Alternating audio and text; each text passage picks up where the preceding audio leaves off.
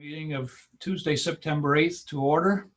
And the item is approval of the agenda. Moved. Second. Moved and seconded. Are there any changes to the agenda requested? Kathleen, anything you know of? Nothing that I know of. All in favor of approving the agenda as drafted, signify with thumbs up. Okay. Next is approval of the minutes of our August 25th, 2020 regular select board meeting. So moved. Second? Moved and seconded. Any amendments to those draft minutes?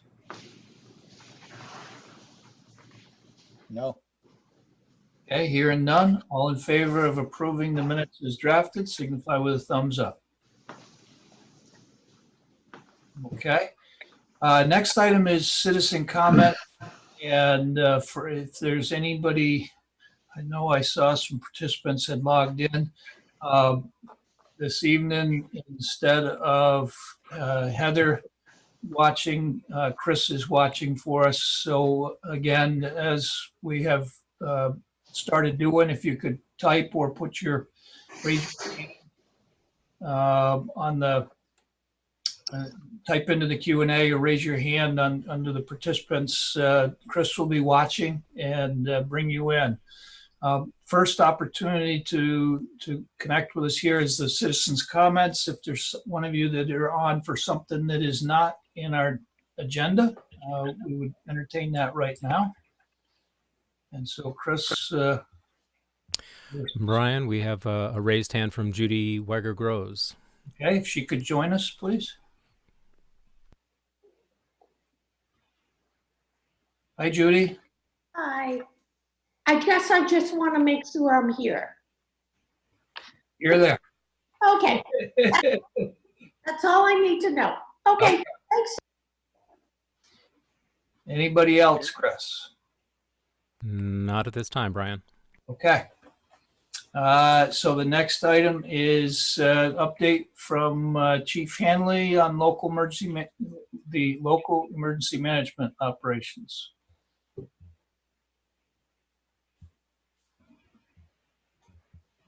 Chief's in the process. Hi, I'm here. Took a while to get me switched on, I guess. That's all right. Nothing to report. Good reports coming out of the college for their first and second tests. I believe they are done testing and everything looks good so far, but you know, we're kind of on edge a little bit. We've got school starting, we got college opening, and we've got, we just came out of Labor Day and it was a great weekend and there were a lot of stuff going on, some congregating without masks and things. So we'll see what happens in 7 to 14 days from now as to what our numbers do. But we're just monitoring it right now. Just to let you know that after the 15th of September, the students, they are fully vetted citizens of Middlebury and they'll be in stores and they can move around and do all that stuff. So I'm sure we'll get a few calls about a student here or a student there, and we'll look into that. But we're staying in tune with the college, and things are off to a great start. Okay, Chief, two clarifications for us. You said this testing's over. I think that's the first couple rounds of testing, the initial and the 7-day, but they still are planning to do the periodic testing. Is that correct? Oh yeah, that's correct. I was talking about the initial quarantine and the walk in the door testing and the follow-up testing at 7 days. So yeah, they'll be testing periodically going around for a while.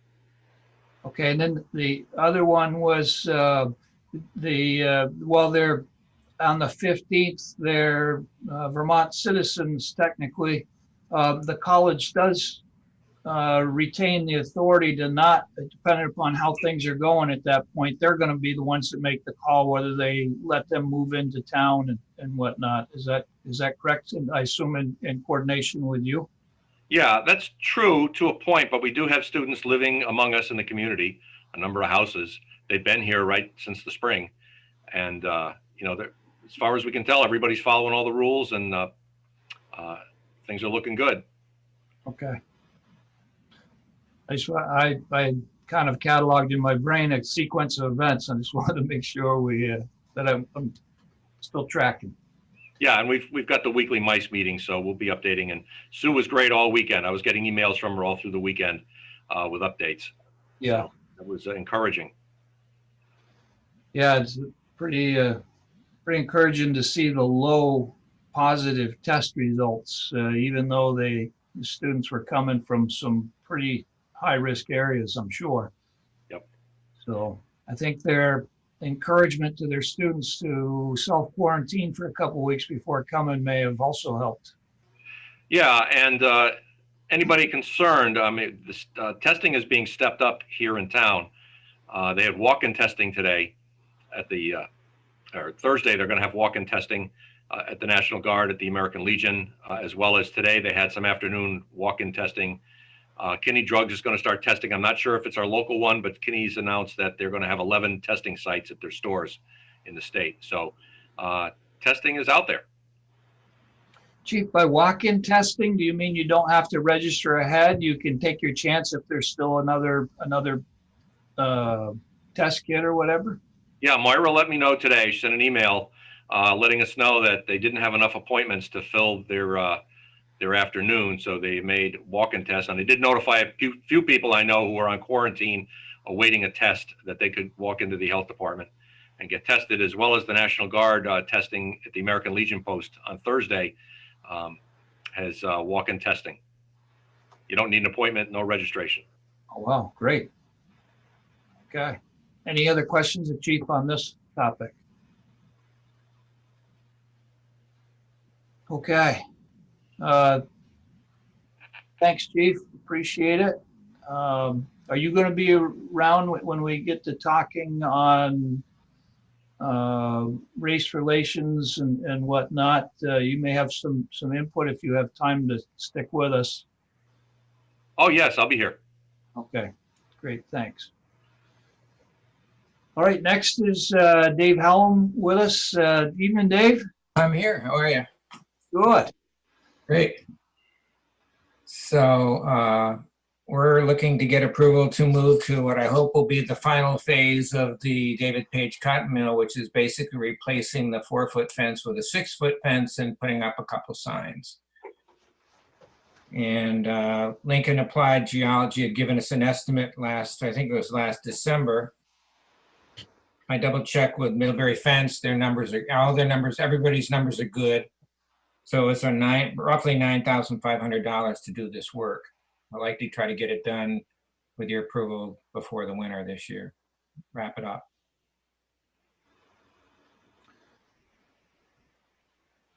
Question for Kathleen. Are we approving the total package tonight or? David has asked you to approve the final package as written in the agenda notes. It was simply for the corrective action plan from Lincoln Applied Geology. But David would like to move forward on all fronts. So that would include the Middlebury fence proposal and the signs. Dave wants to be done with this project. That's right. The never-ending project. I am officially retiring when this job is done. I had heard that, Dave. I thought maybe we could hold you into the active workforce for a little extra. It's all right. No. Okay, questions of Dave? I just think we denied that part for Dave. Sorry, Dave. Now we can move on to approve the money, though. Yeah. So the total amount would be $9,498.34. So I ask the obvious question. We've got the funding all lined up for that. We budgeted for that in the town manager's line items this year, so that we Okay. can be done with it too. Okay, well, it makes sense to me then. So I'd move to award a contract to, I guess it's Lincoln Applied Geology and Middlebury Fence. Is that correct? For the implementation of the corrective action plan and the fencing for the David Page Cotton Mill site at a cost of $9,498.34. Second. Second. Any questions or comments? Everybody's clear? All in favor of supporting the motion to finalize this project and corrective action plan and fence it, signify with a thumbs up. All right, Dave. I'm free to go, eh? You can Not yet. We appreciate everything you've done. You're welcome. I've enjoyed it for sure. And I'll give Lincoln Applied Geology a call tomorrow and Middlebury Fence. So one of the other things you should know is there is an annual ongoing inspection cost that the state requires because it is a hazardous site, or it's considered a hazardous site. It's about $427 a year, according to Lincoln Applied Geology. So anyway, that's something you can take up next year, but I just wanted to let you know there is kind of an ongoing monitoring of the site that has to be done. And will, who suspenses us? We're supposed to put that in the calendar and remember to call and say, hey, can we get our inspection? Or does the state monitor those sites and tell us when we need to get it inspected? Or I get a sense that it's something that town's responsible to do every year and report to the state. I can get more details from Lincoln Applied Geology. I'm sure they can give us more. And, you may actually be able to do it with town personnel and not have to spend outside money or, to go to an outside source. Yeah. Okay. Great. Thank you very much. Appreciate your support. Thanks, Dave. You're welcome. Take care. Next, we've got Kathleen with approval of a grant app for the Edison County Regional Planning Commission Transportation Advisory Committee. So we're asking the board for permission to apply for a $20,000 grant to study the intersection of Elm Street, Stewart Lane, and North Pleasant Street, and to prepare plans, conceptual plans to realign the intersection, including a pedestrian crossing at that site, which has long been desired by many in the community.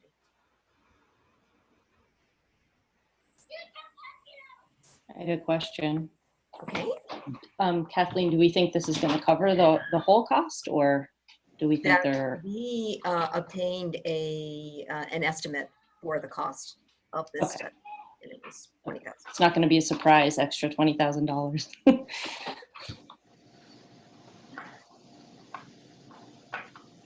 Well, it's a very familiar intersection to me, seeing that I owned 50% of the intersection for a while, anyways.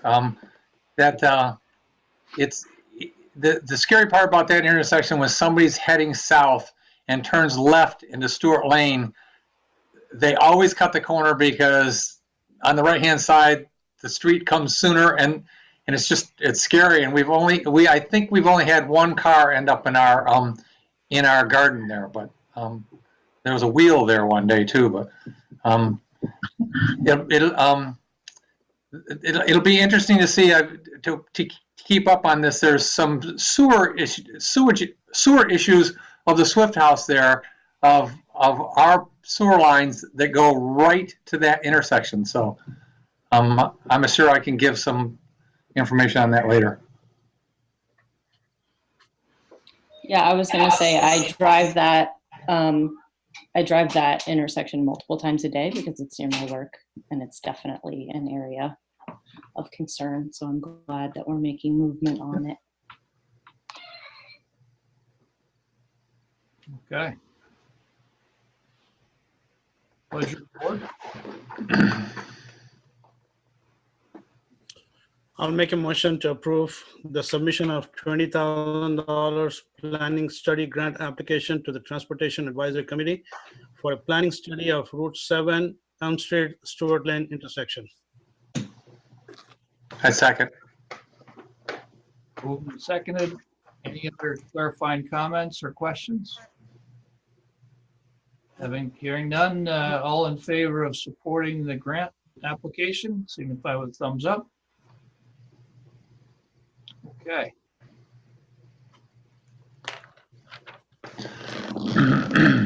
Next item is approval of amendment number 2 with the Vermont Agency of Transportation for the Mill Street Park and Ride project. Kathleen?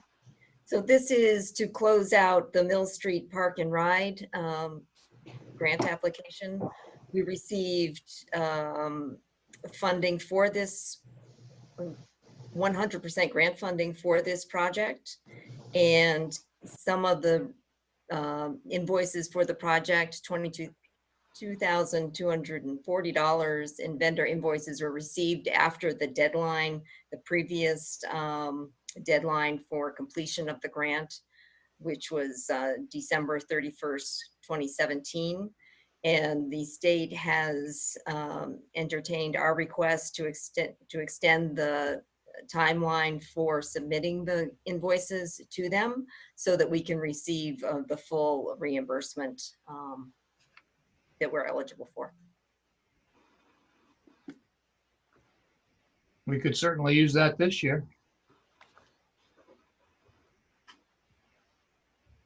Any questions of Kathleen on this? Hearing none, pleasure of the board.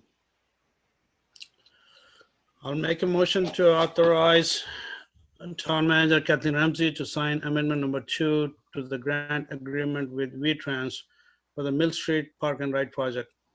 Second. Moved and seconded. Again, any questions or comments? So this is the money we already spent, Kathleen, right? Yes. So we are, okay.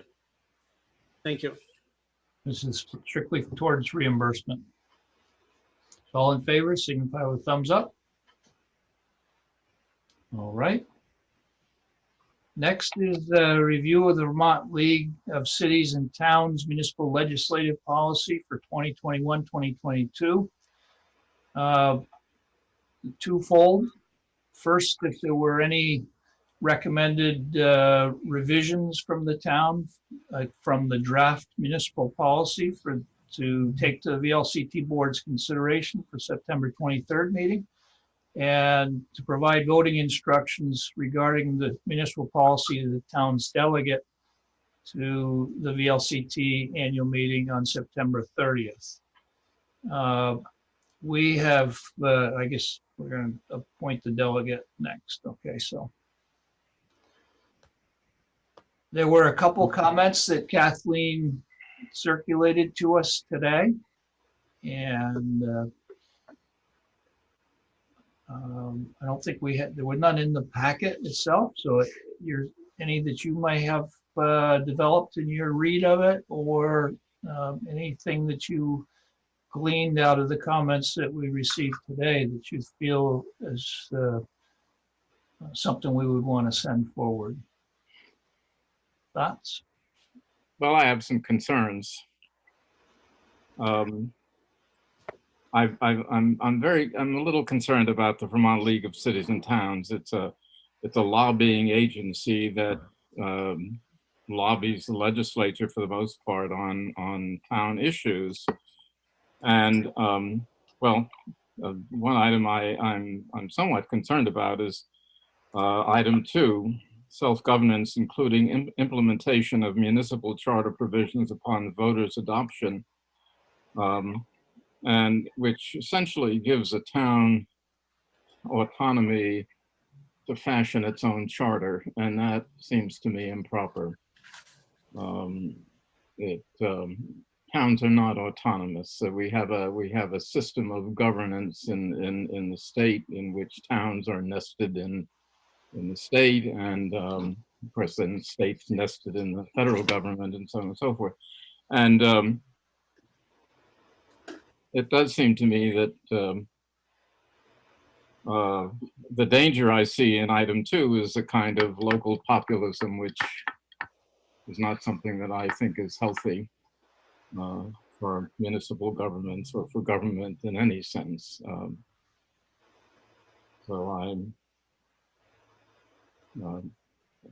That's a concern of mine with regard to the charter. Now, as I understand it, the Vermont League of Cities and Towns operates on the basis of this and lobbies the legislature with respect to laws that come through or proposes legislation. But towns are not self-governing. And I think that, particularly with the charter, I mean, the charter it's a thing that gives us, I mean, it's our basic, it, in a certain sense, creates the town. And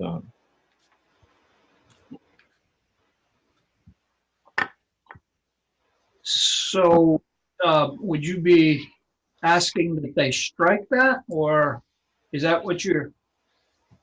well, yes, strike that or consider, in other words, self-governance. I mean, the way we do now when we want to amend our charter, change our charter, we have to have a town vote, and then that goes to the legislature. It's the legislature that approves the town charter. And I would like to see that as it is and not changed. So either strike it or revise it. But Okay. Anything else from anybody?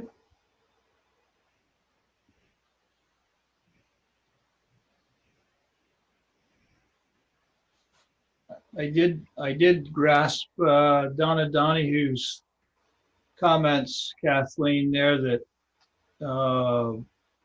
while racial discrimination is huge, to discriminate at all against anything it should be maybe a little more broadly if they're talking about, but make sure you highlight the racial discrimination, but to ensure that it's broadly interpreted to be discrimination at all is not acceptable, including gender discrimination. Anti-Semitic, I mean, remember the marks on the bridge were anti-Semitic as well as racial.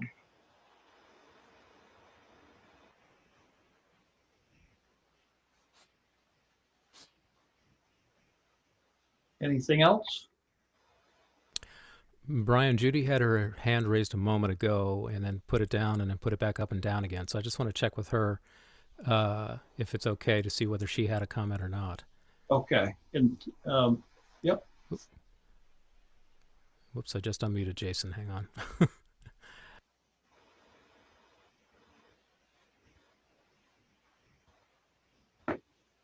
Okay, Judy, is there a question you wanted to ask? She's muted. Can you hear me now? We can, Judy. Yes. Okay. So, Victor, I would like you to restate what you just said. On the VLCT policy? Correct.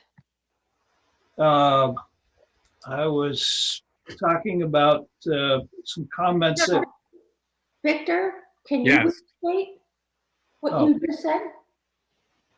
I'm objecting to item 2 under the items that the LCT supports.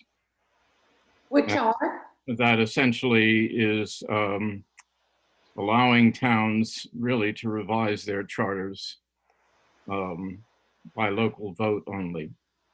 And why is that a problem? Because the charter is granted to us by the state of Vermont. We're not an autonomous entity. Our town governments are nested in state governments, and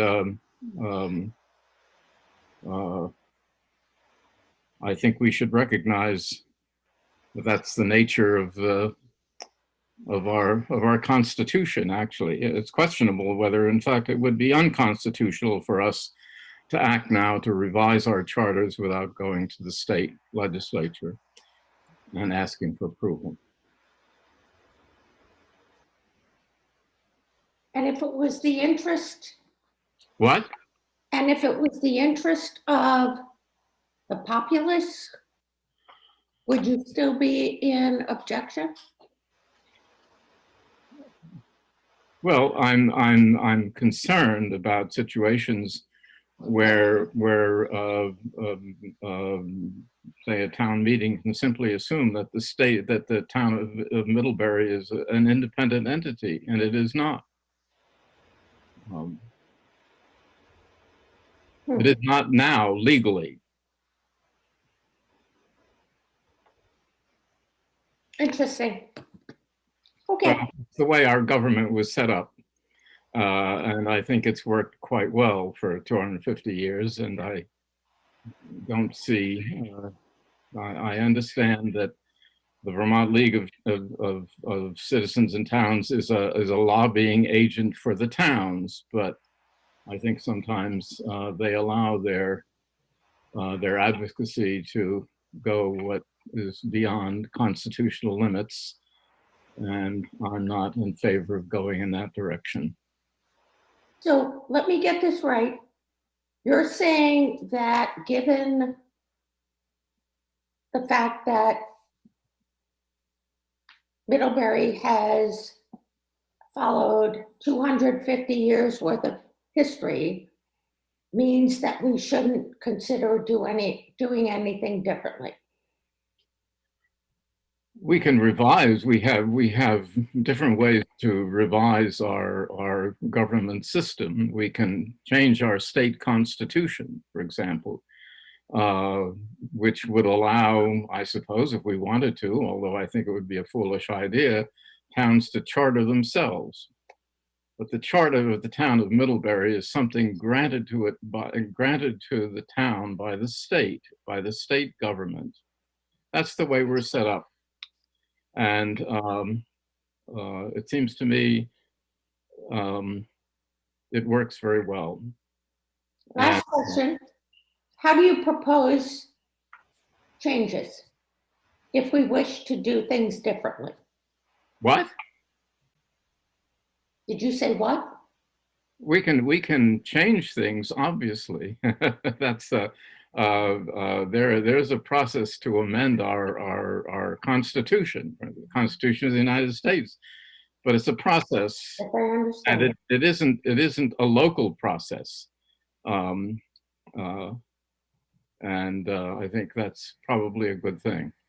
So changing what's going on in Middlebury is not a local thing. It's a nationwide thing. No, it's a state thing. We have a state charter. You don't seem to understand that. I understand. The way we're operating now. If you don't understand that, I don't know what I can do for you now. Oh, I understand that. Glad to have a conversation with you, and perhaps I could explain it to you if I had enough time. Yeah, no, it's all good. Thanks so much.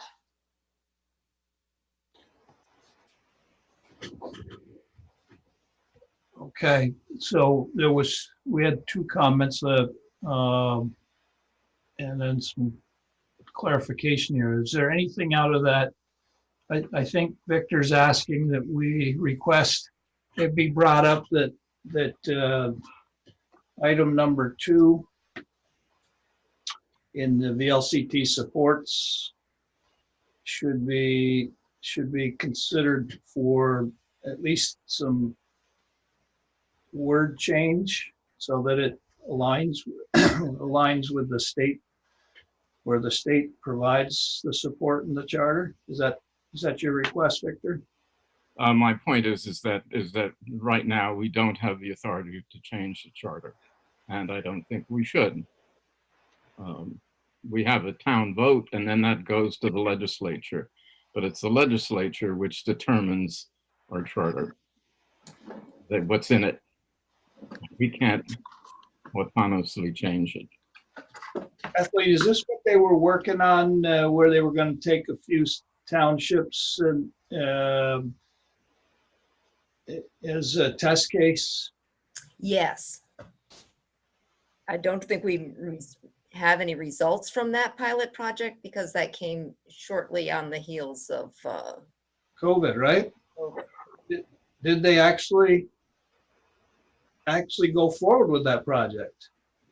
I don't know. I can follow up on I that. don't think they did. I think it was getting ready to be voted on, and I was interested in us being one of the test townships. And so I was following it a little bit. I had a question Shoot. that maybe Kathleen can answer. In what ways does VLCT solicit information from school boards? Because they have school policy, but we're not a school board. They traditionally haven't solicited input from school boards. Hmm. I'm wondering if in the future we should, before we vote on something that most of us aren't very involved in, we should pass that along to our local school board. So reach out to the school board Mhm. here and ask them if they have any input. It's a good idea. We're lobbying for changes of something that we're not really in the loop on.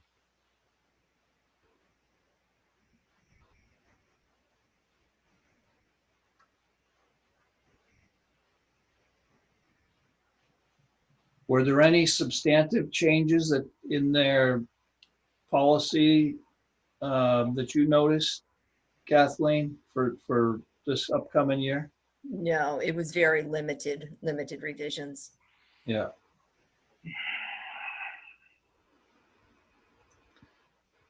So besides maybe some recommended changes in the way we solicit feedback, are there anything else that people would like to have carried forward to the VLCT annual meeting?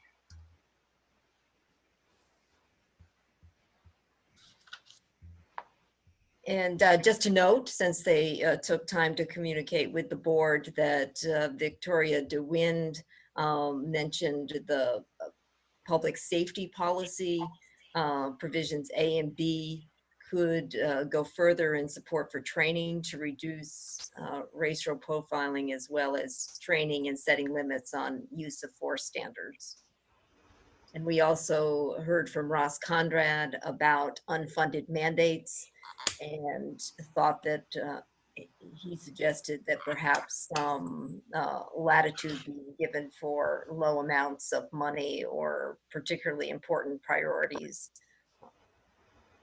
for unfunded mandates. He suggested particularly elections was an area of interest for him.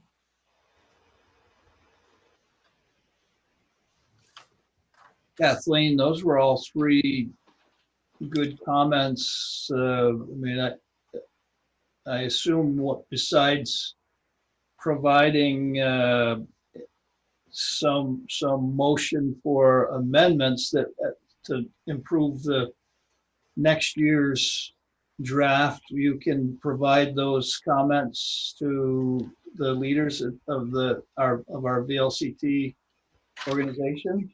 I will do that. I also send them the link to your meeting, and in the past they have taken the opportunity to review it, so they get the full flavor of your comments.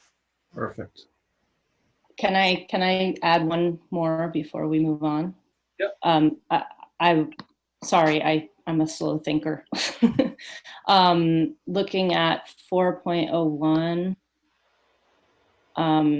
I'm just wondering if they could strengthen that to move beyond education and include maybe more pragmatic ways of making governing boards or, any sort of official leadership be more inclusive, going beyond education. Sorry, that's not a very well thought out sentence.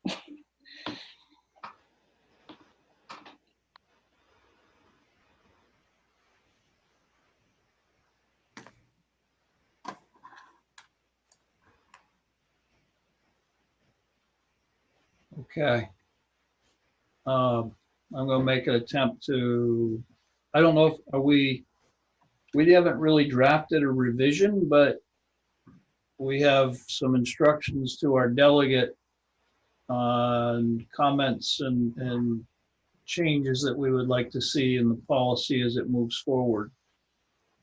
Is that accurate or no? Nick?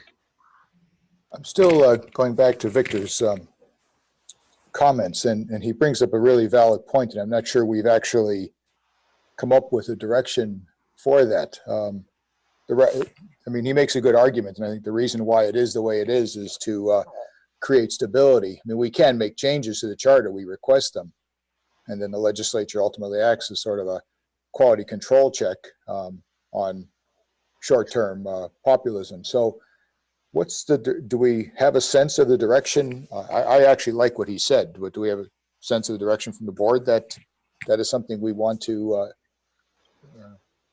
enforce or address? I don't feel like we've actually said yes or no to that. I mean, barring more information, I'm inclined to agree with Victor.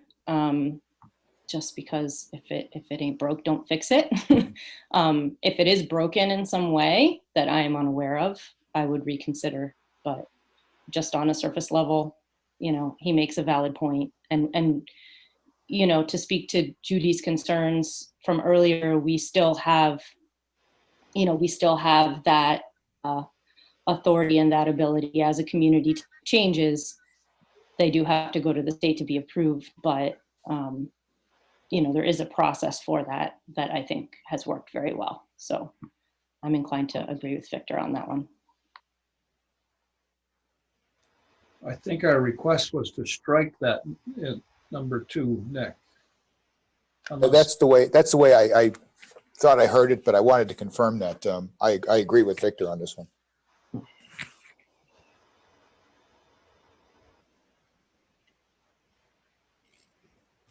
So if that's, I guess that would be a number 1. I'd move to recommend revision of the striking it. So I would look for somebody to make a motion to that regard if you could. I had one quick question for Victor before we did that. Are you asking us to strike the whole thing? Or just the part about the charter? Part about the charter. I mean, that's why I'd rather revise it than strike it, but I don't have the wording in my head right now.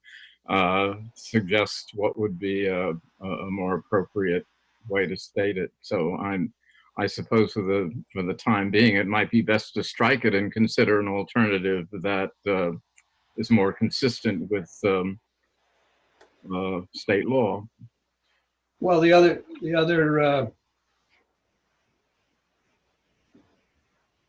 thing we could say is that to give some guidance that it be reworked.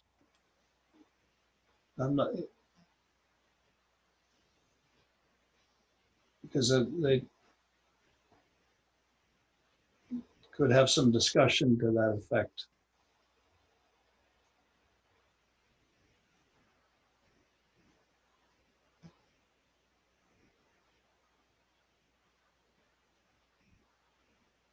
Nick.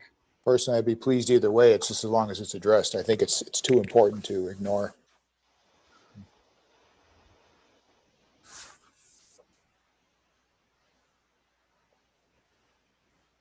Brian, Judy has raised her hand again. Okay. Judy? You're still muted, Judy. Muted, yeah.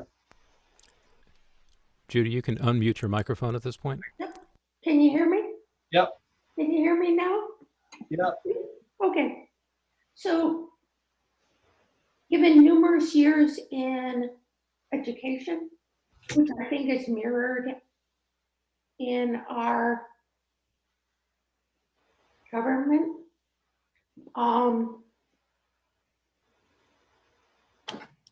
the status quo is always the safest bet.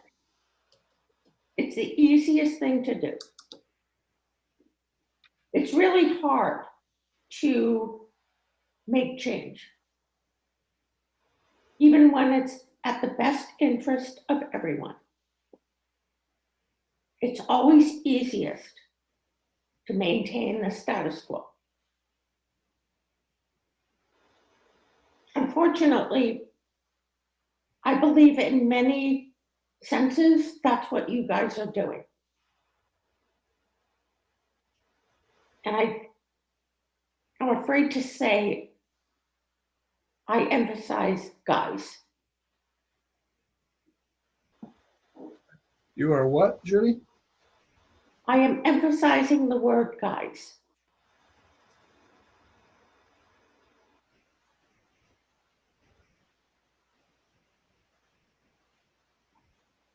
Things have to change. It's time for a change. Because I'm not sure what you're talking about. Well, I'm talking about whether it's this or whether it's what comes up next in terms of racism in the town of Vermont, town of Middlebury. Those are two totally different things. No, they're not. Starter. Unfortunately, Brian, they're not. Guess I would enjoy a coffee with you over that one because that's, Okay, well, tomorrow at Middlebury Deli. I'm not retired yet, Judy, like you. I could schedule it out a few days out, but Yeah, and so That's- I paid my dues, which is why I'm now retired. I know that. I'm not belittling that, but I can't do it tomorrow, but But I think what I want to say is it's time for a change, whether it's in terms of Vermont cities and Vermont cities and whatever, or what's coming up next in terms of racism. I believe the Select Board of Middlebury continues to do the same thing over and over again. And it's time to do something different. There are people at stake here. People unlike you all. And I will say it again and again and again. There are numerous people in this town who have been left by the wayside. And your discussions here have continued to leave them by the wayside.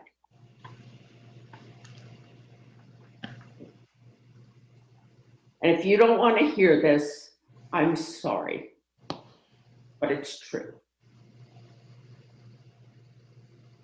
so I'm just struggling, Judy, where that intersects with municipal charter changes. Yes. I want to see a whole lot here changed. And you guys, apparently the leadership in this shire town of Vermont, of Middlebury, and I don't see it. And I should wait till later on when racism comes up. But I'm going to say it now. You see numerous instances of hate crimes in this town.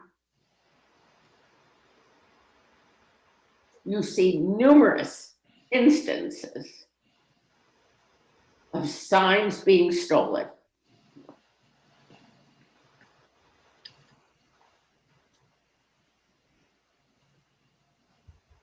Well, And let's, there has yet been a concerted effort on the part of the Select Board to do things differently? When are you going to do things differently? When are you going to take the lead?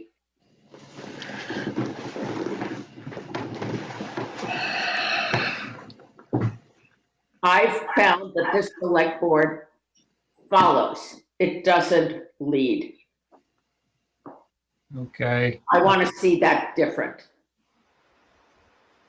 I appreciate your concern, Judy, and let us get through this so that we can talk about the next topic, which is really what you're talking about. That would be great. Okay. Could I add one thing? Sorry. To my comment earlier about the schools, and I don't know if other people feel this way. I don't feel comfortable supporting anything unless they can show that they've made an effort. So I guess I would say that whole section, I'm not saying to strike it. I'm just saying I can't support it unless effort has been made to communicate with the school, with the school boards and get opinion. I guess I'm strengthening what I said earlier. Thank you.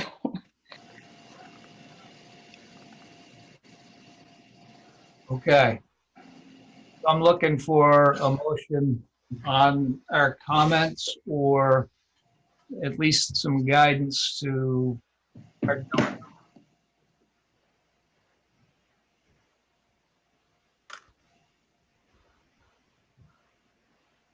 I can motion to approve the revision or to recommend the revisions. Is that all we're looking for here? Yeah, Okay. I move to recommend revisions to the draft VCLT 2021 to 2022 municipal policy as discussed for the VLCT board's consideration. I thought they had it backwards, VLCT.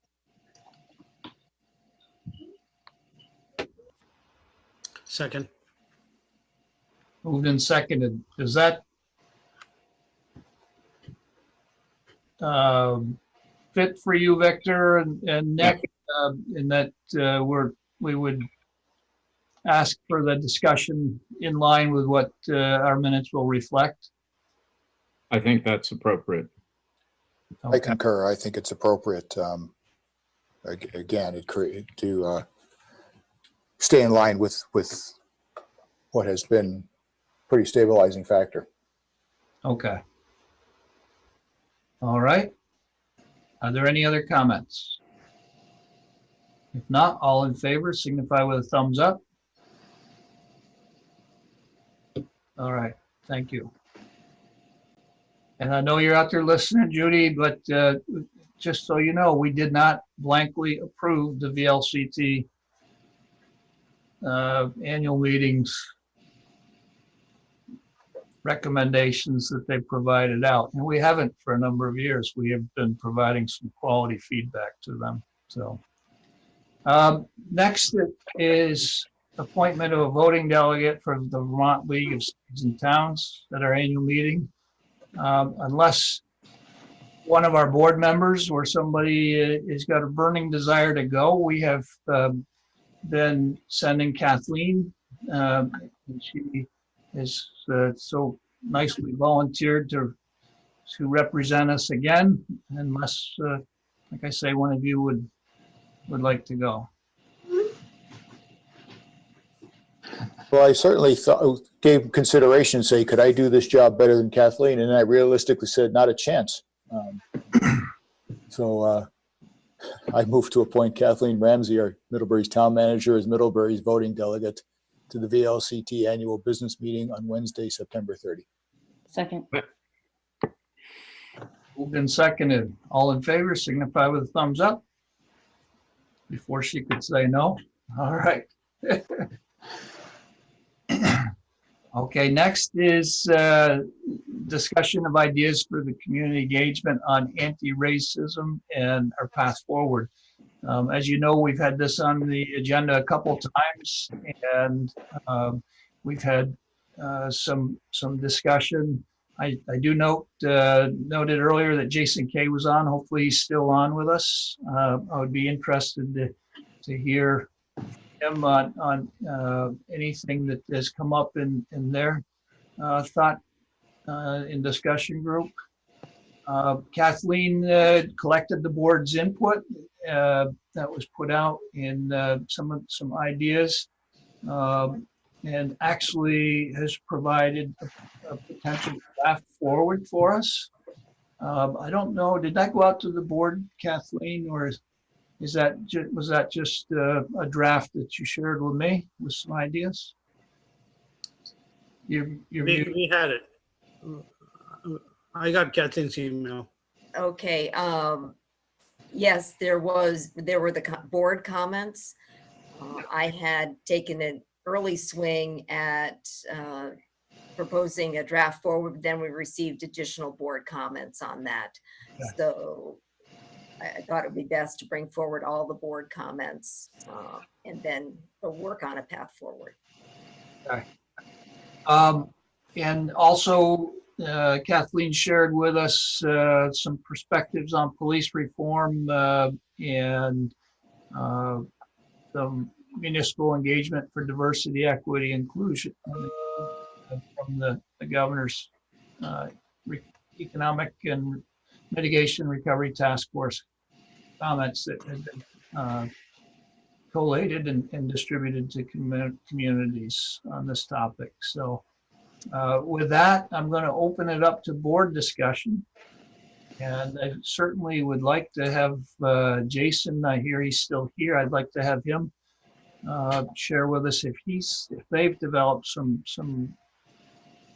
thoughts since the last time that we talked.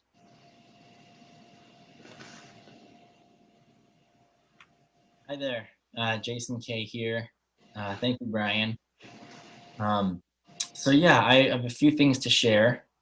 I'm here on behalf of Ideal Middlebury, and we appreciate that the select board, as the governing body of the town, is continuing to hold space for this work, and that the board is demonstrating a keen willingness to address systemic racism. After reading through the materials in tonight's meeting packet, including the Vermont League of Cities and Towns perspectives on police reform, which I might add is a different document than the policy platform you were all just discussing, we would just like to bring to mind the importance of gaining a deeper understanding of the problem prior to evaluating potential solutions. And to that end, our group is putting together an educational presentation about systemic racism that we would like to present at an upcoming select board meeting. We are likely a few weeks away from being ready to present. Reach out regarding our ideas for scheduling and formatting. But one thing that we'd like to offer as an education-related action that the select board can do now, especially as our presentation is likely a few weeks out from being ready. It's a small but sincere ask that each select board member watch the Academy Award nominated documentary called 13th, as in the 13th Amendment.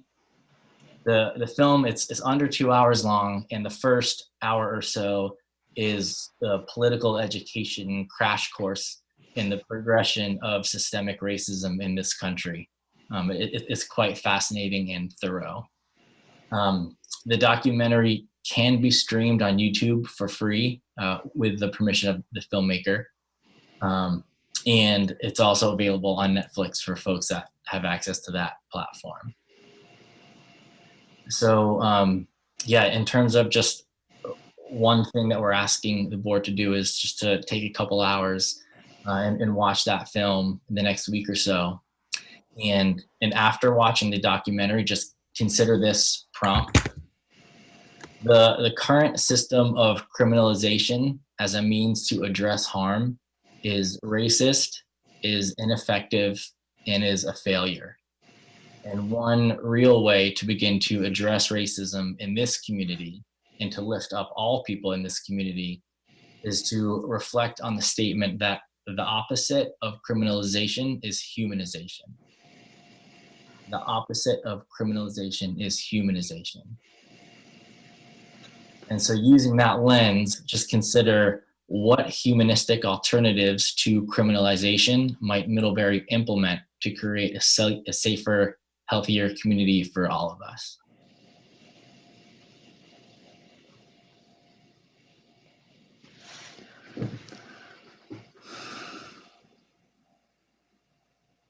Jason, it's great that you guys are making progress, and I'm excited to hear that you're only a few weeks out from having something that willing to share with us. Before somebody else comes on, any interaction from the board with Jason? Here, questions, Lindsay? Yeah, I'm just wondering if he could send the language of that prompt to Kathleen so she could get it all to us. Yeah, absolutely. And I could send a couple of links to where you can view that that documentary online as well.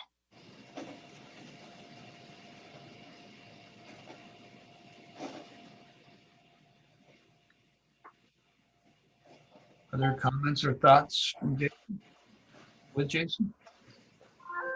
I was going to just generally say how much I appreciate all the work the group has been putting into this. I know that they have spent many, many, many hours,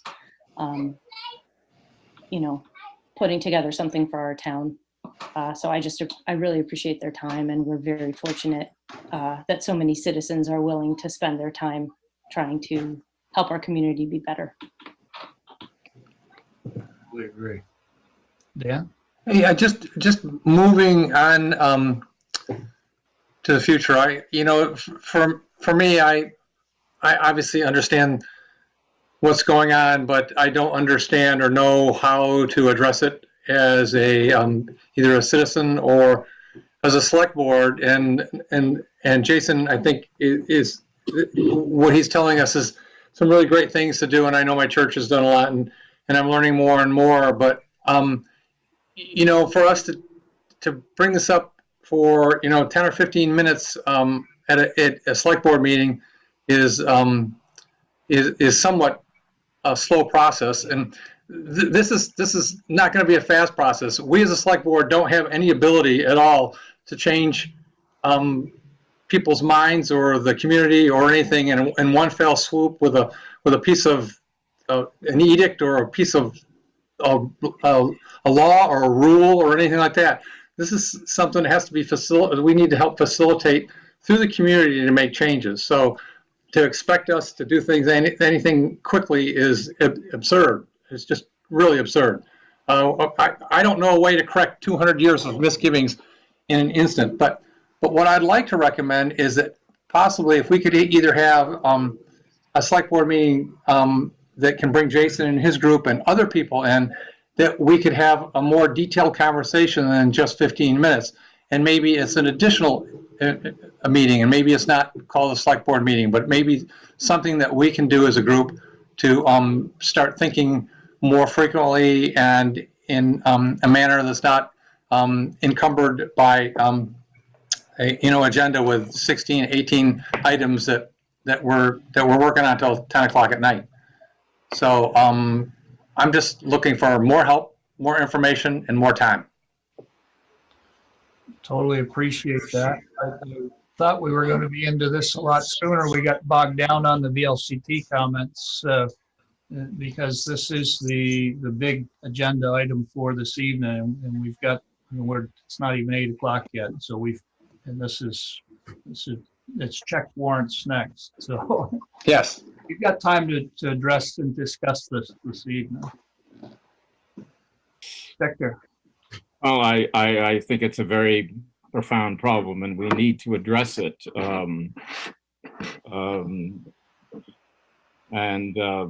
I've used in some instances theological terms. I mean, I think racism is an American, at least for white Americans, an original sin, and to a certain extent, we need something that goes very deep to root it out.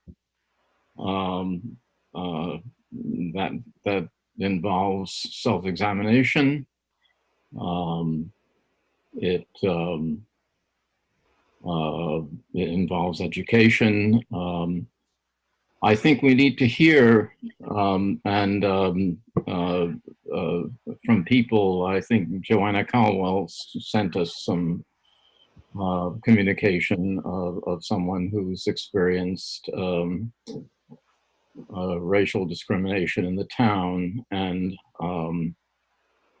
some people, I think there are many who've experienced this, and I think we need to hear this. In some instances, I think, as Lindsay has suggested, some people would rather do this anonymously, and I think we need to respect that. It's not an easy thing to speak publicly about how you've been discriminated against by the public, and but we need to learn this, and I would think the more we hear from people in the town who have suffered the indignity of racial discrimination, the better I think we can deal with ourselves, because it's a matter of sort of dealing with ourselves as well.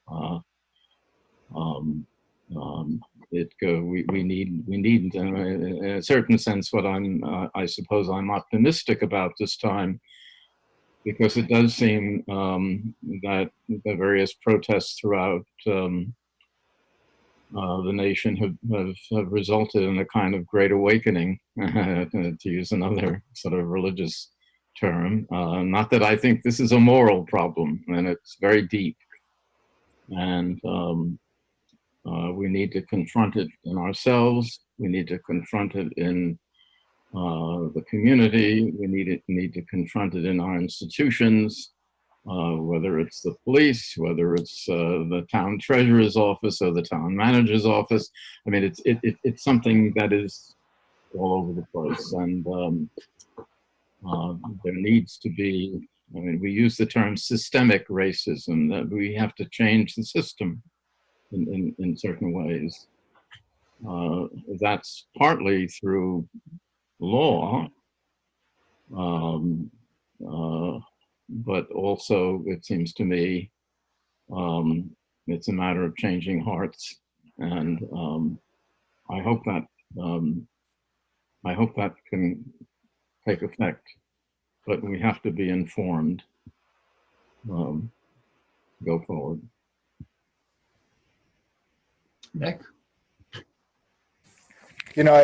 Brian, last time, our board meeting, you asked us to think about this and present ideas, and I admit was at somewhat of a loss as to what to say. But then as I thought about it further, realized that there's something's missing in the discussion. And for me, it's as an elected official, I mean, I can't change what happened in the past. I can only change what we do going forward. And so I want to have a greater understanding. I was trying to think of a term, and I'm going to call it the science of bias. And what I mean is that sometimes through our actions, and I can't think of a specific actions in my 11 years on the board that this happened, but I'll admit there may have been a bias toward others because of our own personal life experiences. We are products of our life experiences, and that these biases may sometimes impact our ability to achieve the best decisions for the community as a whole. So therefore, as I think about this more, maybe it would be most helpful for us to gain a greater understanding of the experiences of others, so that I can better understand their point of view and better my own personal future decision-making process. So, I may make a decision unknowingly that isn't the right one. I'd like to think not. I'm a product of a blue-collar factory worker who, my father was in a plant with people of all different groups, and had my sisters or I ever talked negatively about any of them, we would have been standing in front of them apologizing. And I worked for 35 years in the cultural property world, which is probably one of the most diverse groups you're going to find anywhere. But nonetheless, I leave the possibility that I may have a bias. So therefore, I'm wondering if what would be helpful is that if we could have someone come, have a retreat style session among the board and among town management, to have someone come along and kind of help us understand, we can't do it for every culture, but understand the basic patterns of bias and how we can recognize it in our future decisions, so that, again, we can make better decisions.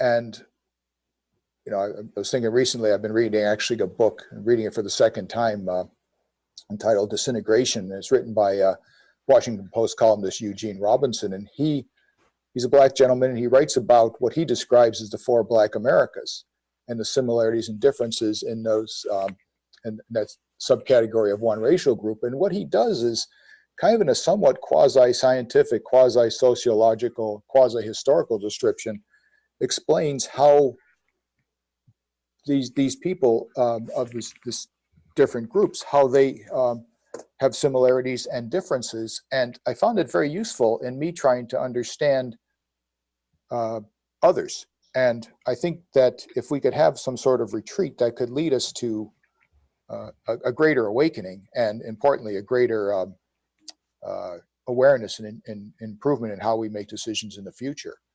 And that would be something in my mind that would last with a greater permanence than a short video. While that's an interesting idea, I think it would have a greater impact in the long term.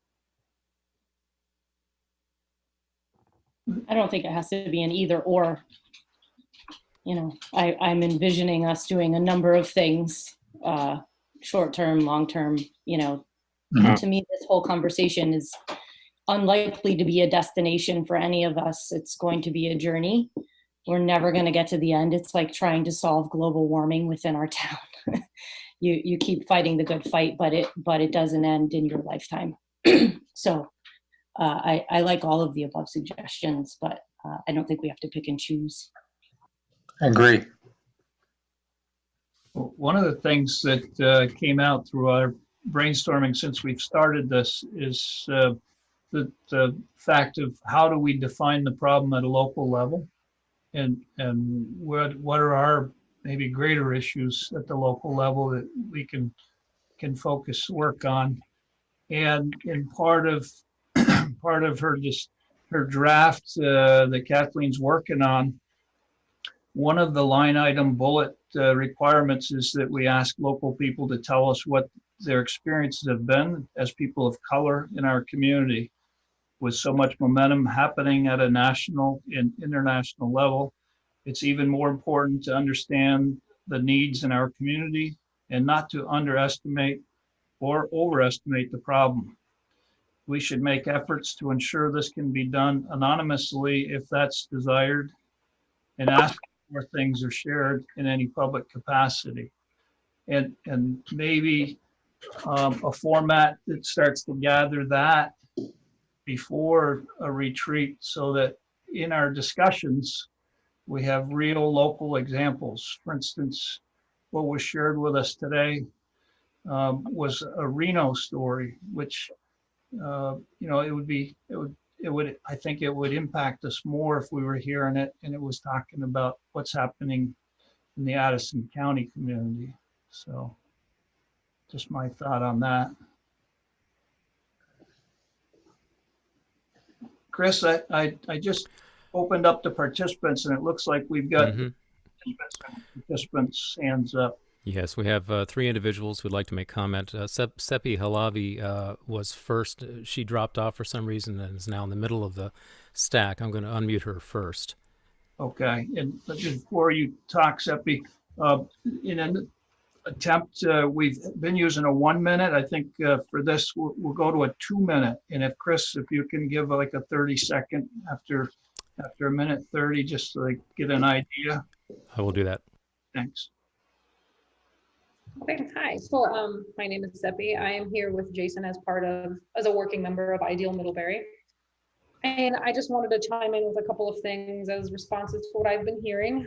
And I think in the first place, one thing I would like to respond to is, it seems to me that maybe Dan was feeling overwhelmed with the concept of like, what are we going to be able to change in a time frame and how fast can we do this?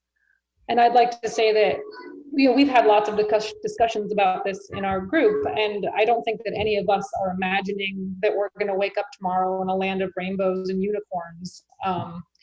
That we are well aware of the fact that this is the big subject and there are many layers to it, and this isn't going to be something that changes in the next year. This is going to be something that takes a lot of work for a long time. And so I just want to be clear. I think that for you guys, understanding what we're coming to you with is that we don't expect to wake up in a different place overnight one day. But that's not what we're working towards. That's not what we think is going to happen. And I would just like to say that I think for us right now, moving forward in the big picture, the most important thing is education. We're educating ourselves as well. I want to be clear that we're not coming at this from a place of we know everything and we have all the answers. That we're trying to work this out as well. 30 seconds. I think that we are all aware of the fact that we all have bias. There's no way not to, because of the world that we live in. Whether we do our, we all do our best. I am, you can probably tell by my name, I am not a white person. I am somebody with pale skin though, and that has given me a different outlook than many other people in this town of color that have had their experiences. And it's all layered and it's all different levels and it's all different experiences. And so part of what we're working on is trying to help our town realize what our biases are and how they're manifesting, and how we can, the first step is acknowledging and finding it. And in that step, we're very hopeful that people get the time to watch the documentary, because I think it does a very good job of synthesizing a lot of what we've been diving very deeply into as a group. And also, again, I'll echo Jason and just say thank you for making the time to meet with us again and for being open to meeting with us in the future. And that's what I've got. Thank you. Thank you, Seppi. Thank you. Next up, we have John Barstow.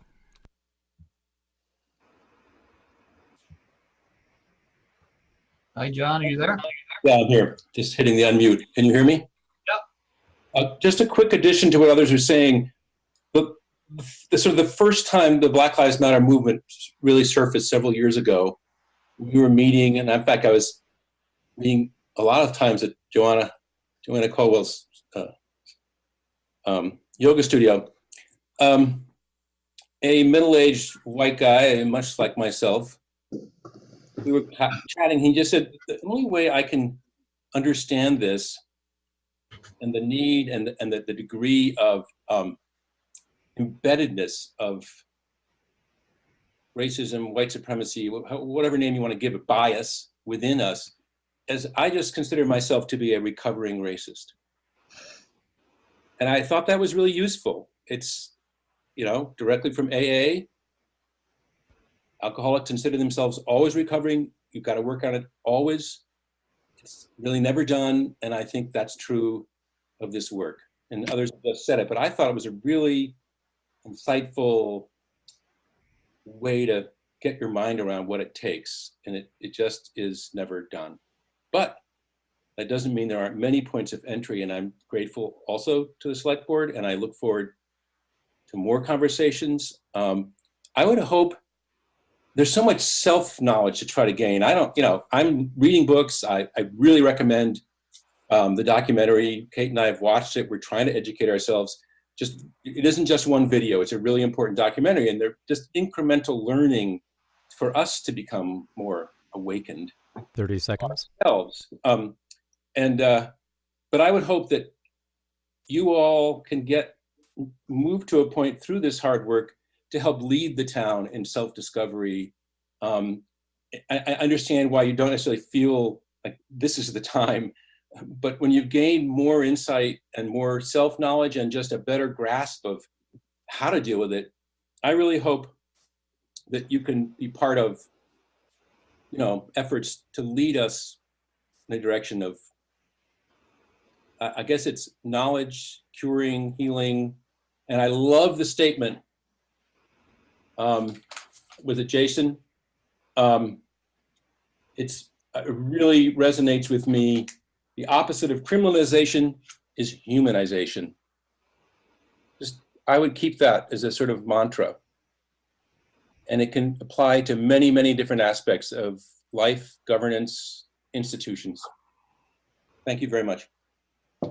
Thank you, John. And that has been our hope, is that we would develop something to help at least lead the discussion, whether we can solve it or not, but at least create some community action above and beyond what's going on currently. That, so unfortunately, it's all happening at a time that we are totally engrossed in a major project. So we've had pretty full sessions at the board, but I think it's allowed for some sidebar discussions and opportunities for people like Jason and Seppi to have opportunities to maybe explore and bring us back some ideas. Certainly, we appreciate those comments, John. Brian, the last comment we have at the moment is from Judy. Okay. Judy, you back with us? You're Hello? muted, Judy.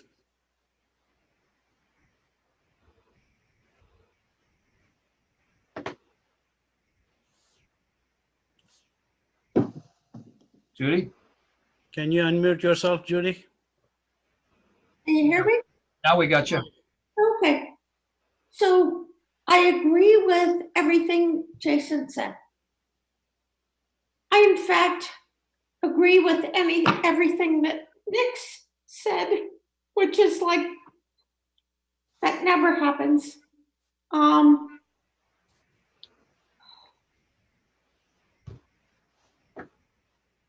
The town has much work to do. And the select board can either lead or it can follow. I'm expecting big things. And so far, I have not seen them. I have not seen those things.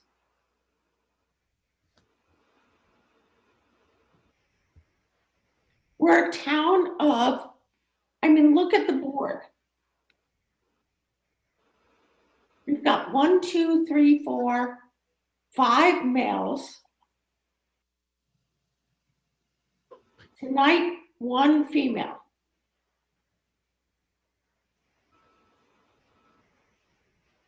How does that equitably represent the town of Middlebury? How does that equitably run or represent what the town of Middlebury needs?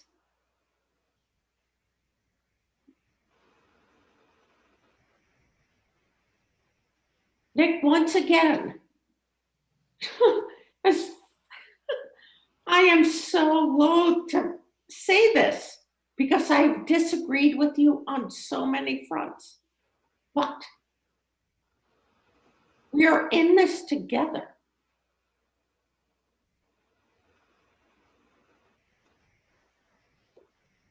And if you guys can't figure it out, we will.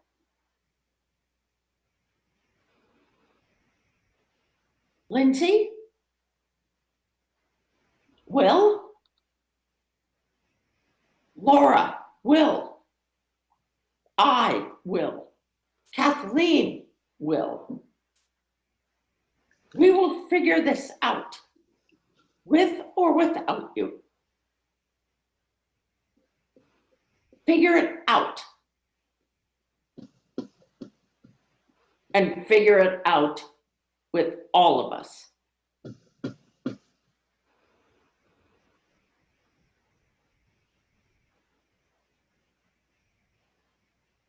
Done.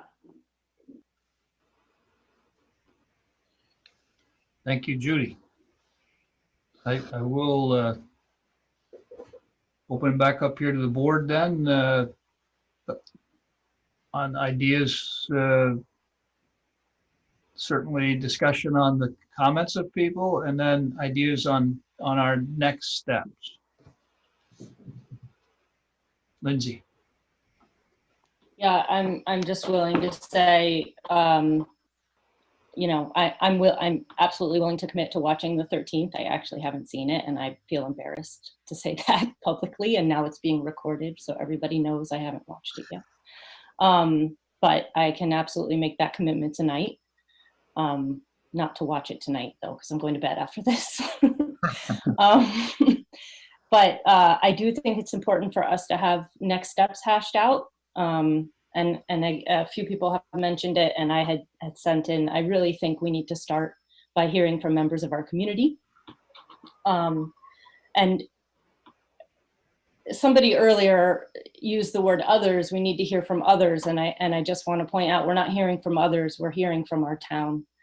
So I think, you know, I don't want it to turn into, you know, getting tripped up over language, but, you know, I think it's important that we acknowledge that everyone in the town doesn't have the same experience. And I think what you were saying, Brian, that the piece from Joanna would have been more impactful if it was local. I think that's true. And I think we'll find that plenty of people have had similar experiences here, a lifetime of experiences like those. Because none of the ones she presented were somebody being assaulted. Yeah. They were more insidious, kind of a death of 1,000 paper cuts sort of situation. So at any rate, if we can come up with a way for people to share with us what their experiences have been as a first step, I think that would be, I'd be on board with that. I agree with that entirely. Farhad. Yeah, I agree. This is a learning experience for us. I agree with Dan's point that we should dedicate a select board meeting just for this topic and have a detailed conversation. I also had a conversation with Nick this morning about the retreat part that Nick is alluding to, and I agree that we should invite somebody who has expertise in how to deal with these things and learn from them. Like we have Paula Cope that we use for retreat before. We should find somebody, and because this is all it's on us to fix this problem, right? So the other thing, to Lindsay's point about hearing from people, there's a lifetime of stories I can tell of what I have faced in this town. My wife does, but it's not an easy conversation. It's not easy to talk about for a lot of people. So we have to respect that, and we have to allow them to send an email or without talking in front of the screen. But it is there. Edison County recently has an explosion of racism, in my opinion.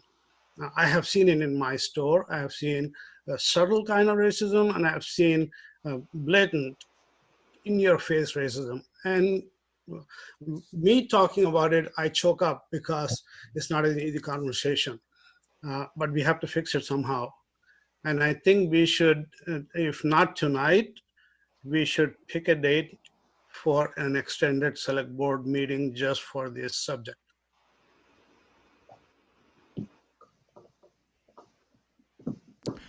Brian, Tom Hanley would like to make a comment. Chief.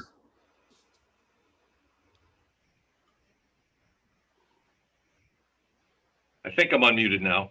You are. I just want to give you an update really quick regarding this, trying to figure out which way to go or somebody that could facilitate this. About 6 weeks ago, I met with Tabitha Moore, the director of the NAACP in Rutland, and we started a number of conversations. leading up to an event last Thursday evening that we used the town offices for, a roundtable between our officers that were involved with the fellow in the park from last June, if you remember the incident that happened there.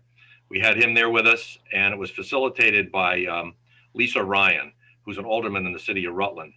And the objective of this is to find out what happened, what caused it, and what are initiatives can we use to be moving on from here. And we did. We came up with a whole bunch of neat things. It was one of the most productive meetings I have ever been to. It lasted almost 3 hours.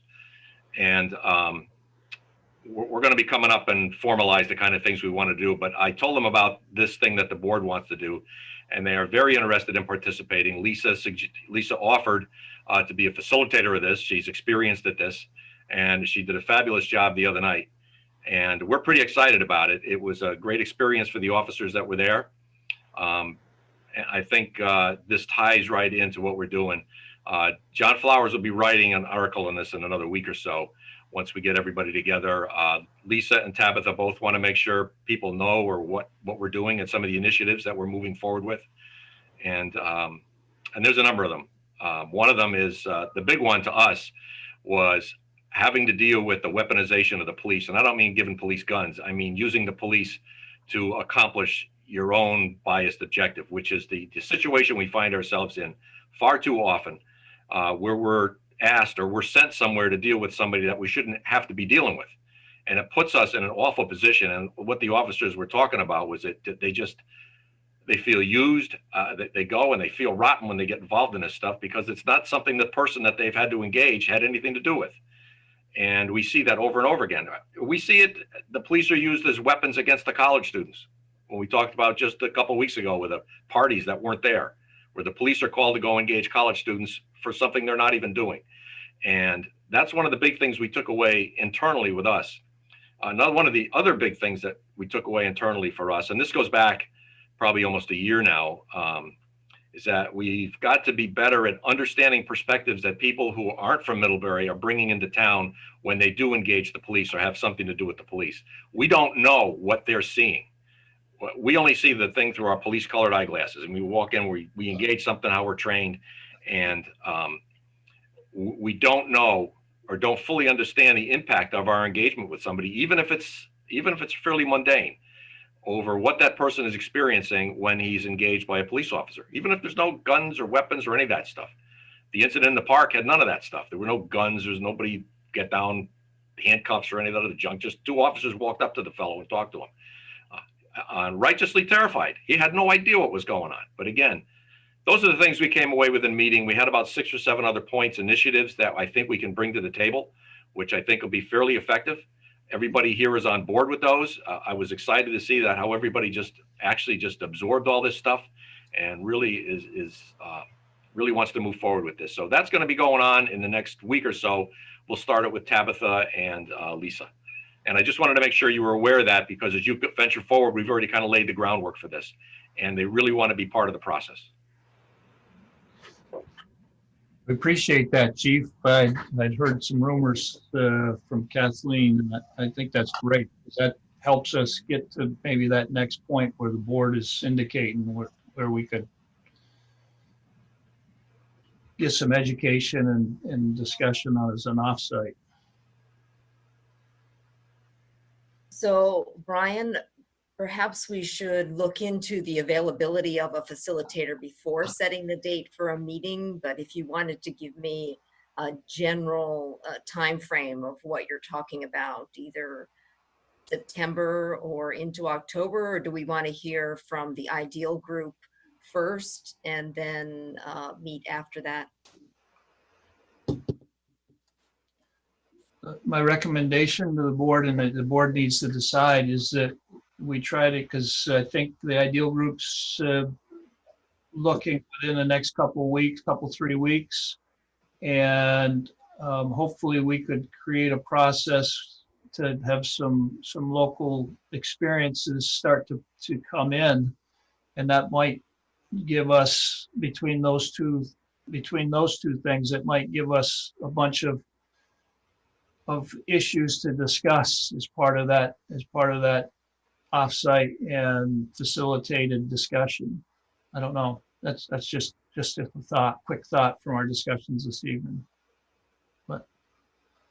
Maybe Jason or Seppi can help us find somebody for a facilitator also, because they've been involved in this for a while.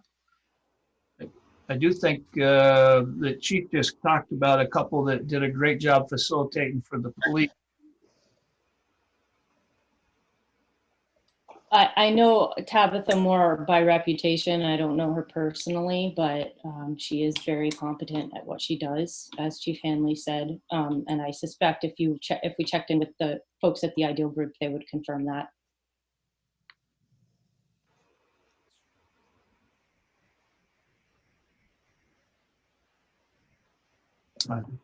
Brian Seppi has her hand raised again. Okay, Seppi? Yeah, I mean, I think that on our end as a group, this would be something we would like to take back to the group and see if anybody else has other people that they know of and would recommend. I say this personally, not as a representative of the group, but somebody from the NAACP or the ACLU Vermont seems like a good choice to me. But I think that we should just go back and kind of see if anybody else has people that they know of, because we did not come prepared for this part. Okay, I thank was, oh, you. If you could get that back to Kathleen at your earliest opportunity. Of course, of course. Lindsay? I was just going to point out, we should be prepared to offer an honorarium to anybody doing this, just to be clear. I had another thought and I lost it. I'll raise my hand again. Okay.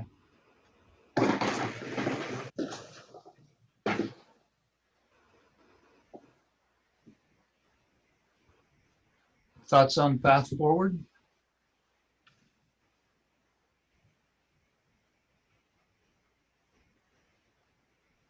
So if we're looking at doing it following, so if the idea group is prepared within the next couple 3 weeks, what does our second meeting in October look like right now, Kathleen? As far as, is that filling with budget or anything like that?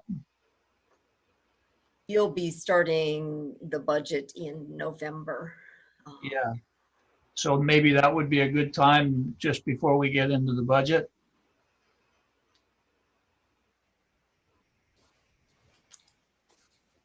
Does that look? Yeah, Okay.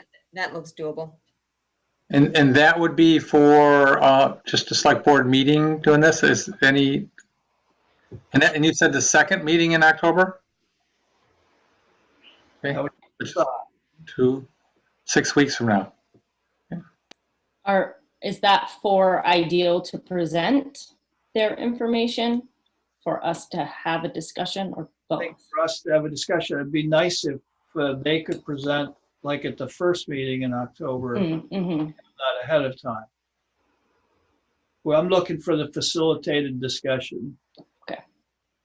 All right. Yeah, anytime mid-October should be good, I think.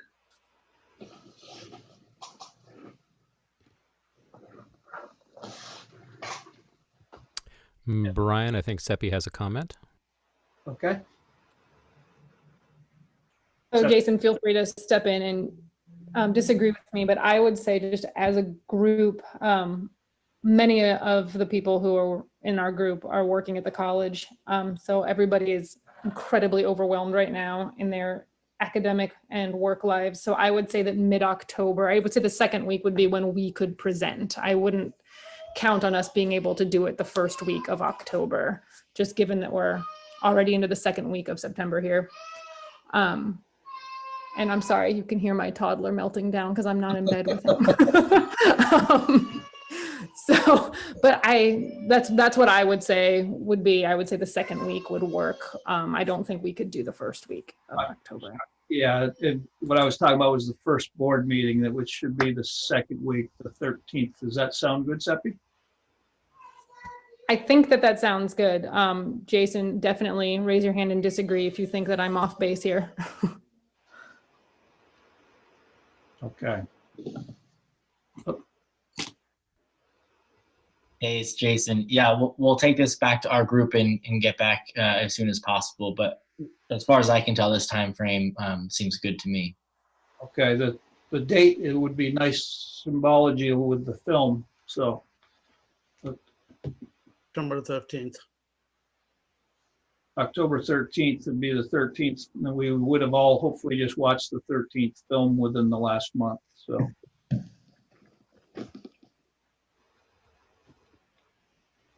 Okay, thoughts on methodology to solicit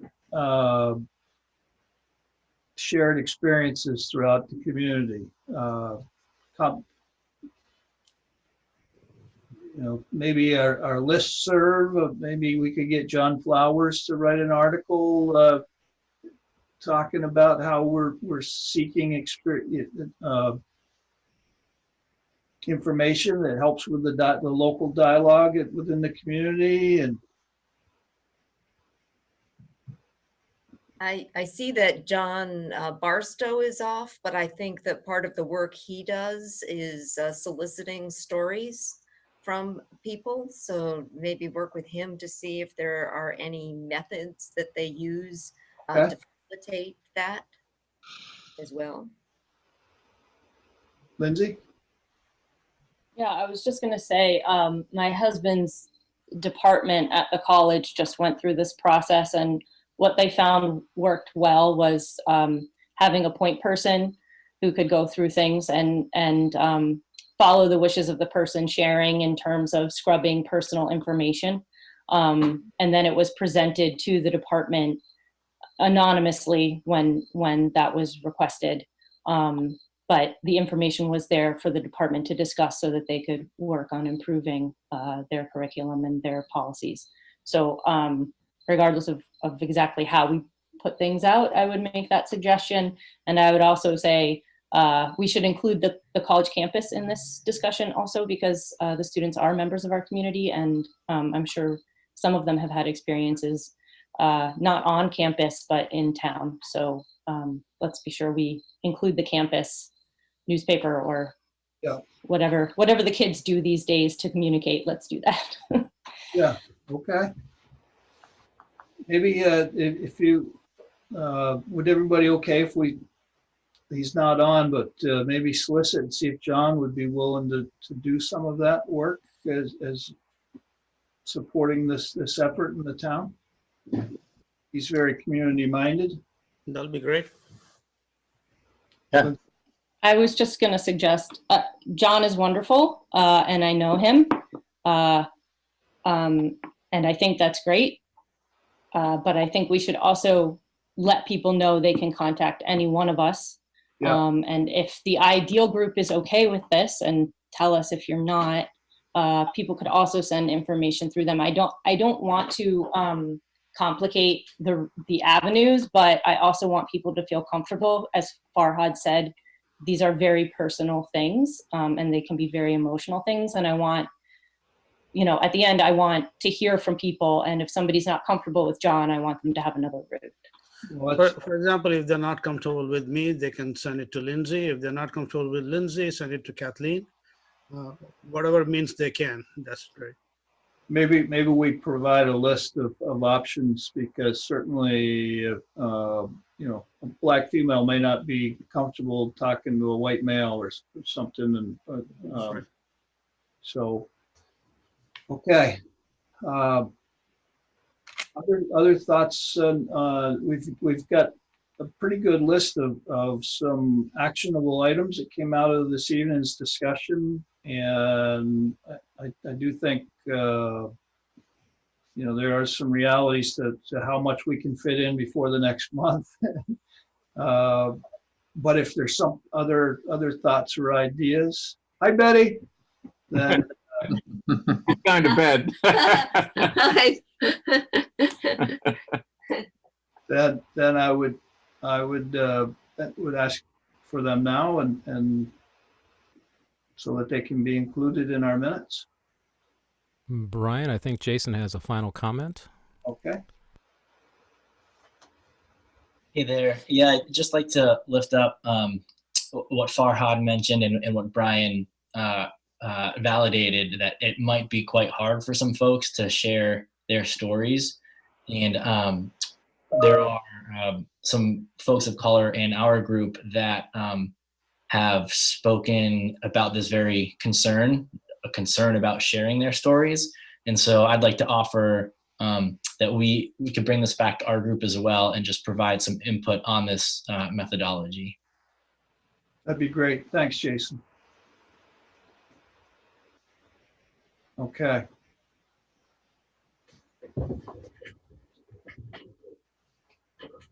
So this item actually has no motion needed or anything. We have a bunch of stuff. I think we'll work with Kathleen to come up with maybe a synopsis of what came out of this discussion, and we'll circulate it to make sure we're all in agreement.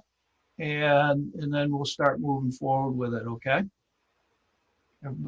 Thumbs up if everybody's okay with that. All right, thanks. Next, then I'm going to move on to check warrants, and that's Lindsay tonight. Oh, hang on. I have to pull it up. Okay. By the authority the Select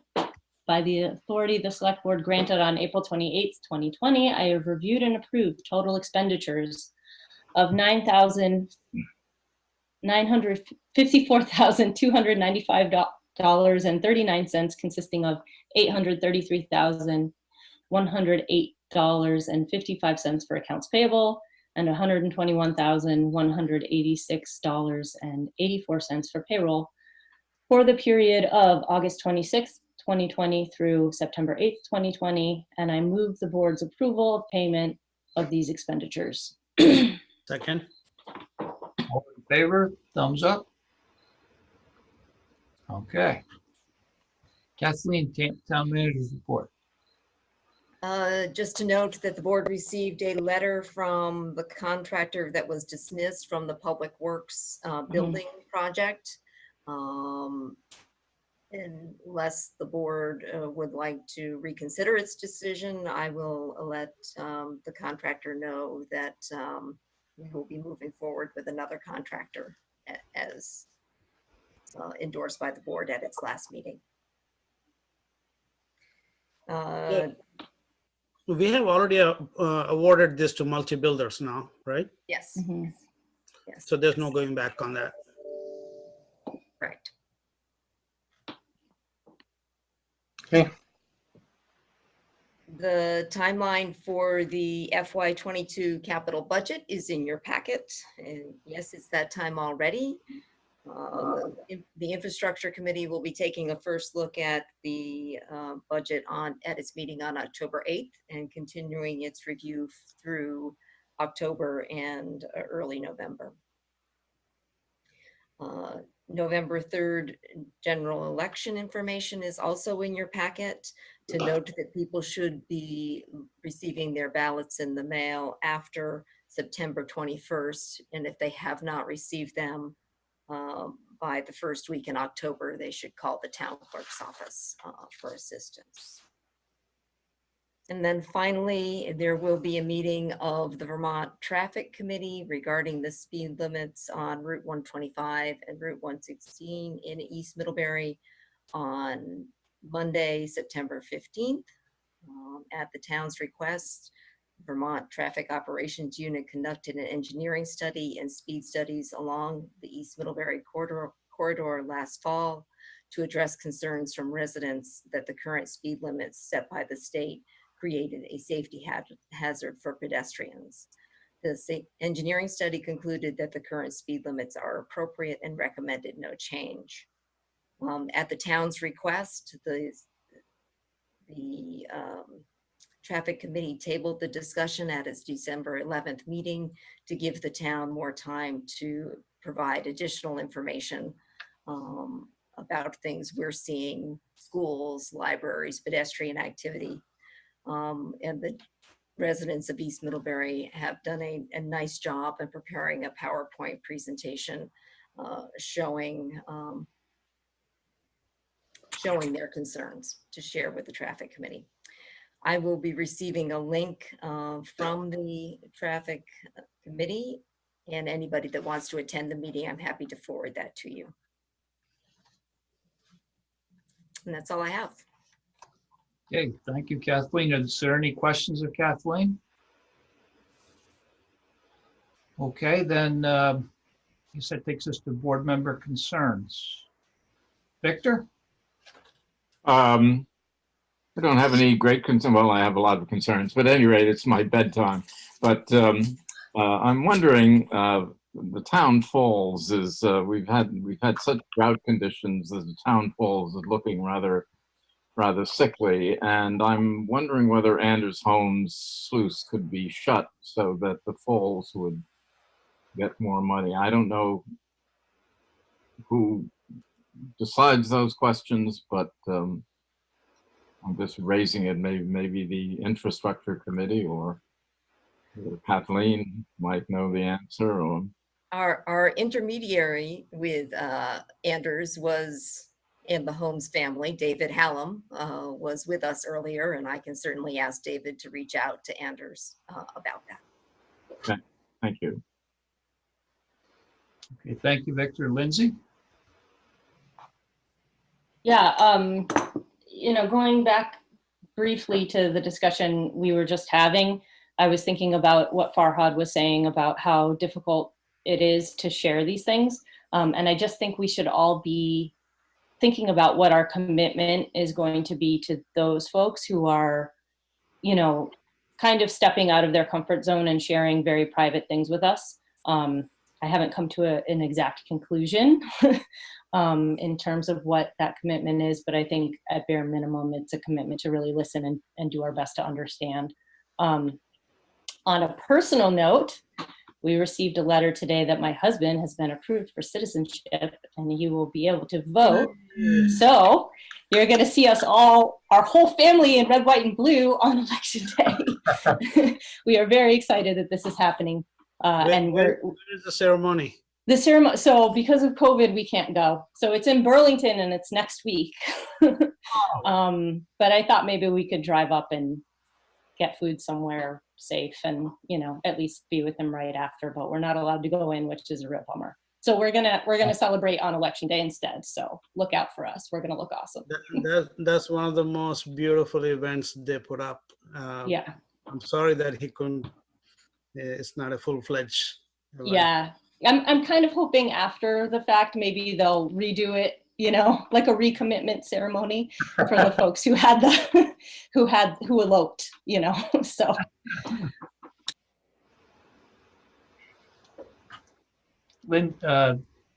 Nick?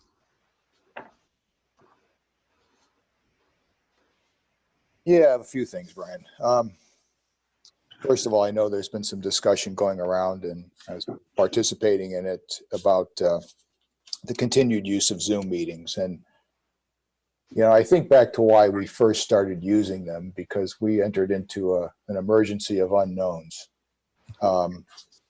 More things have been realized, and I think we could set a good example on how to have meetings while still maintaining the distancing and the proper protocols. I've been participating in a number of project meetings, and we sit around in different corners of a room and we do just fine.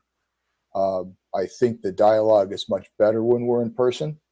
I think it sometimes gets watered down and weak when we're not together. And of course, we have things like Farhad and has experienced where he loses communication. But I even have here in the core of town occasionally get lost. And I see a bunch of messages popping up of going, what happened to Nick?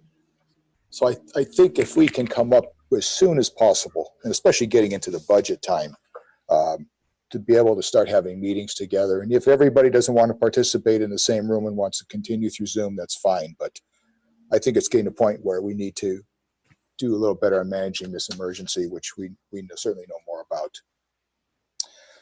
The next thing is the master plan. I was just wondering what the current status of it is. As I recall, this was to be pretty well in our hands by the time the bridge project, this 10 week is done, and we're 2 weeks from that. And if I sound like I'm getting a little impatient, I am, because we're going to be coming out of this COVID, and we've got to think better on so many ways. And the economic stability of the existing businesses and the future of the town, this is a time to jump, and I really don't want to miss this opportunity. So if we get some updates on that and when we can expect to see it in front of us, I think that's going to be helpful. One of the other things too, and I know, like today we received some last minute addition to the meeting packet, and I know emergencies happen and things come along, but for those of us, which is all majority of us who work full-time gigs, this is really difficult. September is my worst month because I work with a major federal agency and it's the end of the federal year. So to be honest, I did not look at any of that today. I literally stopped work today 10 minutes before this meeting, and meeting's going late, and I'm going to be working after this. So if we could set, unless it's an emergency, a Friday deadline, because I've had too many times when I just can't do it. And so that's important. And then finally, my fourth thing on this, and I was listening, and I mean, this was a good discussion we had tonight, a lot of good input. But I would ask that people realize and have some patience with us. You know, there were some comments that almost made it look as though we don't think big. And I'm on this board for 11 years, and the picture behind me is one example of the many things we do for this town. That's a big project that many of us have been involved with a lot of time. I look at the town construction of the town office. I look at the way every year we get a budget out so that, and work closely with the different departments so that we can have this town run efficiently and smoothly for the good of all. I look at the time that we spend on committees, and we do a lot. And this racism issue is no argument. It's very, very important to us, and we need to get it. But we also have many other things, plus our staff is very busy all the time. So recognize that we will work hard to come to a way to address this, but please be patient with us. We're doing this not only we're doing this for all practical purposes as a volunteer board. Yes, we get a stipend, but my own personal story is in 11 years, the stipends never covered the cost of all the airline flight changes I've had to make. So again, this is important to us. We're going to work hard, but again, be patient and realize we do many, many things. And this is some of the most dedicated people and as past colleagues have been that I've ever had the chance and the honor to work with. So we will do the best and we will do good, but it may not happen instantly. And that's all I have to say tonight.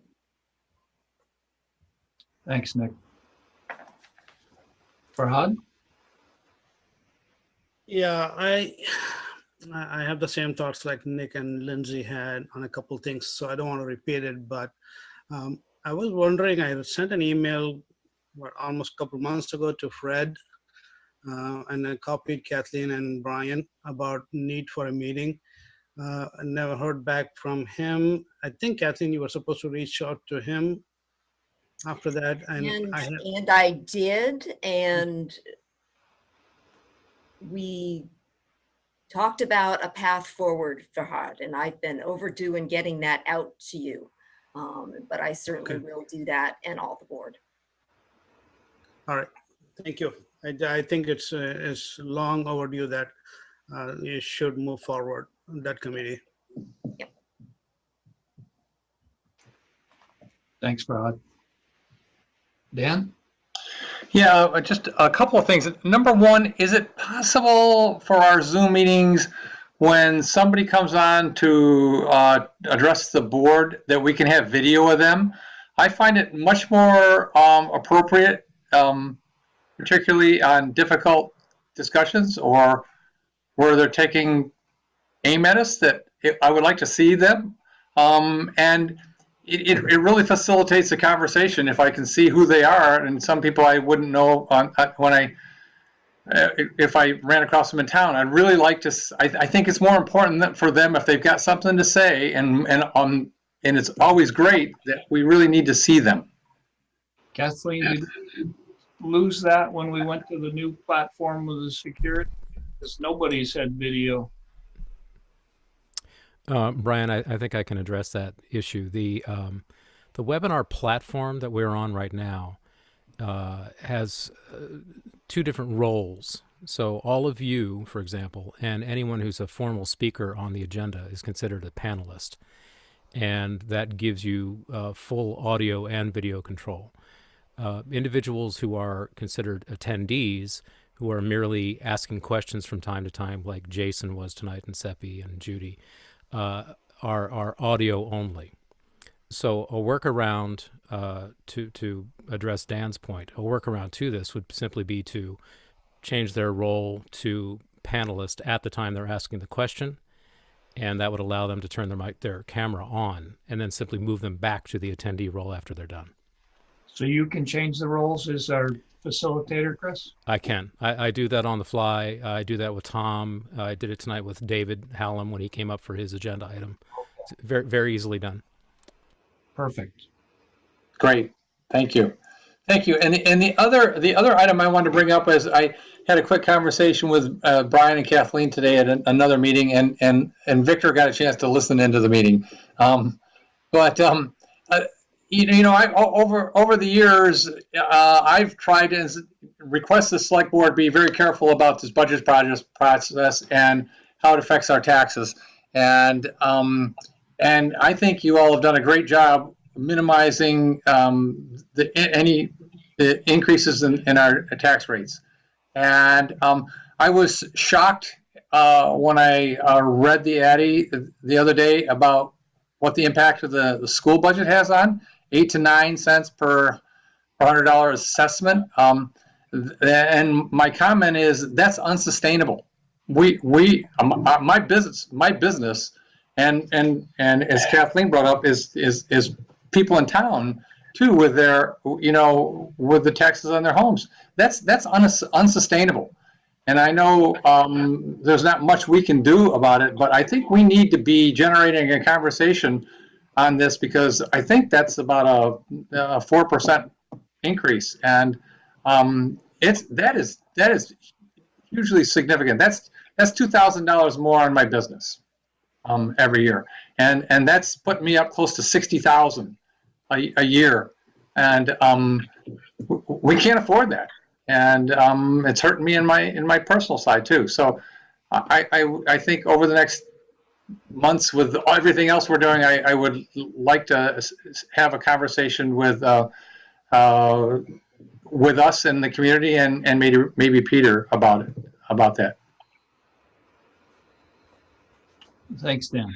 Yes. So all great comments, and actually, I'm hoping some of those get put into the minutes, Kathleen. So I do want to bring you all up to speed on, there was some mention about the end of the project's closure downtown, and Jim Gish has been working on a plan.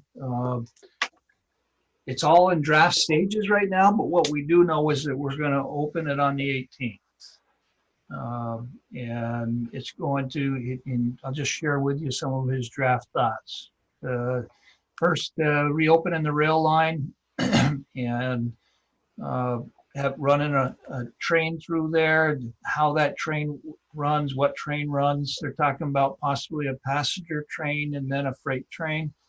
And then representatives of the town, V-Trans and Kabricki,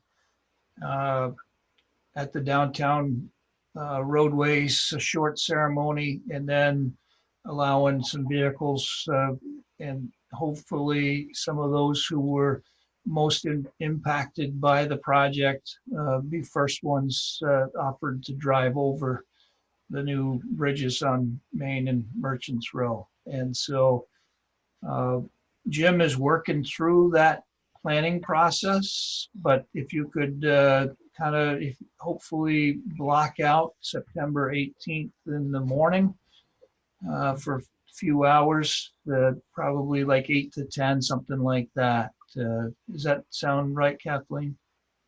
I think he good. mentioned noon when I spoke. Is that true? Well,